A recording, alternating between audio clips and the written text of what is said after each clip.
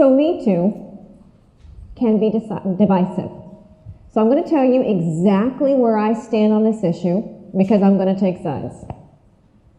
I'm taking both sides. Men, I see you. I get it. I'm on your side. As an advisor to executives, I have the privilege of having a front row seat to your professional realities. I have an understanding of your perspective, and I see the tenuous situation that you find yourself in. I understand the uncertainty and the fear and the defensiveness that you feel. Women, I get it. I am on your side. I am a woman. I have a butt that has been grabbed in a professional setting. I have been a senior leader in a male-dominated industry. I've dealt with all of the frustrations and challenges that professional women deal with. I get it. I'm on your side. But here's the deal. Men, your defensiveness is not helpful. Women, our frustration is not helpful. The path forward is for men and women to partner together to move the needle. We've got a couple hurdles though, and the only way we're going to get past those hurdles is to take a clear-eyed view of the boundaries and the issues and the challenges. Let's start with the first hurdle. Let's just get it out there. First hurdle is fear. Believe it or not, most men are incredibly supportive of MeToo. No woman should have to deal with sexual harassment or sexual assault. The men who do it deserve to be punished. Men are supportive of this, believe in this, and are willing to advocate for that. So that's really where men are at. Why the fear? The fear comes in with the fear of being misunderstood, of accidentally offending. We're labeling all men with the bad behavior of a handful of fairly horrific male chauvinists. Men are walking around going, hey, wait, I didn't do anything. I'm a good guy here. And yet they're being told that they're part of the problem. Add to that the cultural zeitgeist right now where it's guilty until proven guilty. So any misstep that a male leader makes has dire consequences. Is there anybody in this room who has not misspoke, said something you didn't mean, made an error? We're not giving men the opportunity to say, hey, wait, I messed up. Let me course correct here. It's guilty until proven guilty. Personal consequences. He may lose his career. He may not be able to provide for his family if he somehow accidentally offends or does something that is misunderstood. Look at higher level men. Now we've got men with significant responsibility. And the cancel culture is we don't just go after the man, we go after his entire organization, and the financial impacts are significant. We're talking hundreds and possibly thousands of jobs on the line. And men at higher levels realize, understand that, and are very protective of the jobs within their span of care. So how are we going to get past this hurdle? Men, we need you to be courageous. I understand it's a tightrope. Put your arms out, find your balance, and walk with us. Women, we need to step back and realize that men are dealing with a lot of uncertainty, and there's a lot of hidden landmines that they're afraid of. So let's take one of those landmines out by being very upfront and direct with the men in our sphere around what our boundaries are and what is likely to offend us. Think about it like going to the bowling alley, right? You put the bumpers, and that way the kid can kind of bowl in a safe area. Same thing with the men. When I'm working with a man, I'm very upfront about what my boundaries are. I don't want to talk about my sex life, your sex life, or anybody else's sex life. Physical touch. I am comfortable being touched on the back of the hand, the wrist, the shoulder. Do not touch the back of my head or back of my neck. Bathroom humor. It's gross. I don't want to hear it. Once we clarify what the boundaries are, then we can have some really difficult, healthy conversations that give us insight into each other's point of view. Second hurdle. Men are being blamed as the problem. They are seen as the root of all women's professional challenges. Okay. In reality, we've got a bell curve here. On the front end, we've got men who are rah, super feminist, go girl. Thank you. On the back end, we've got men who are not our biggest fans. In the middle, you got everybody else. Your average man is neither pro nor anti-woman. Male leaders are fundamentally indifferent to the gender issue. What they care about is talent. Why does that matter? If you want to reach the higher levels, you are going to need a sponsor, whether you are a man or a woman. And I make a distinction here between mentors and sponsors. A mentor is somebody that you learn knowledge and skills from. A sponsor is somebody who will put their personal and professional credibility on the line to benefit you.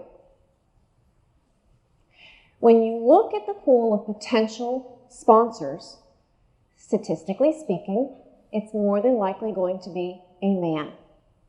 Remember our bell curve? Remember they're indifferent? They don't really care about your gender. They care about talent. And if you are talented, high-ranking men will support you, hire you, work for you, advocate, and sponsor you. It's a great relationship that we have, that we need to reach the higher levels. Our third hurdle. Men don't see the day-to-day professional challenges that women face.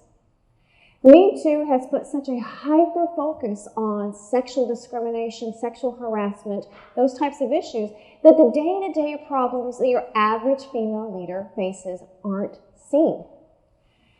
Modern gender issues are subtle. They're below the line. They're about perception.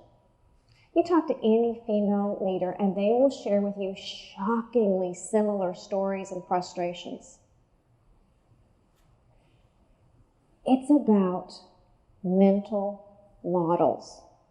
We all have mental models.